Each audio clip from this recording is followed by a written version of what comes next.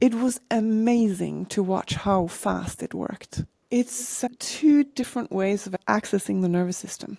And there are so many possibilities here. I've used it very practically.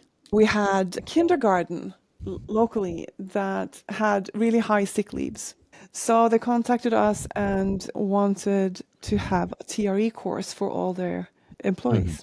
Yeah. And so we arrive and I have my lecture and I explain what's going on. And I could already see in the audience a couple of people who were starting to become fearful of the prospect of tremoring.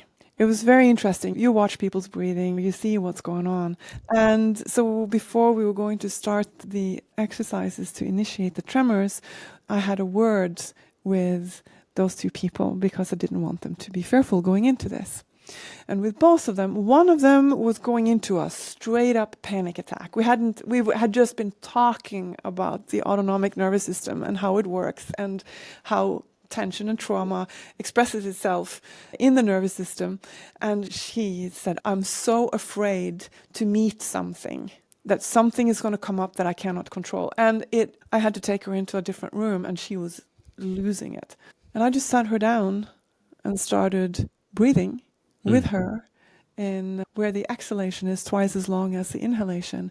And I think it took 30, 40 seconds before she started calming down. It was amazing to watch how fast it worked. Yeah. The other one there she was not quite as fear-ridden, so I just told her about this breathing technique, and I kept an eye on her, of course, during the tremor session, but very efficient. So I've seen that several times. I've used for people going into panic in different modes. I've used it. And it's super effective. I've used it in my clinic. I've used it before TRE, and once also someone who was touching on it in a TRE or a tremoring session. Very effective. So that's a very practical way to use it. Combining a full daily dose with all the cycles of breathing and stuff. I like to do it after a tremor session because then you're already deep. You're already quiet in your mind. It's very easy to slip into the breathing and you can go even deeper.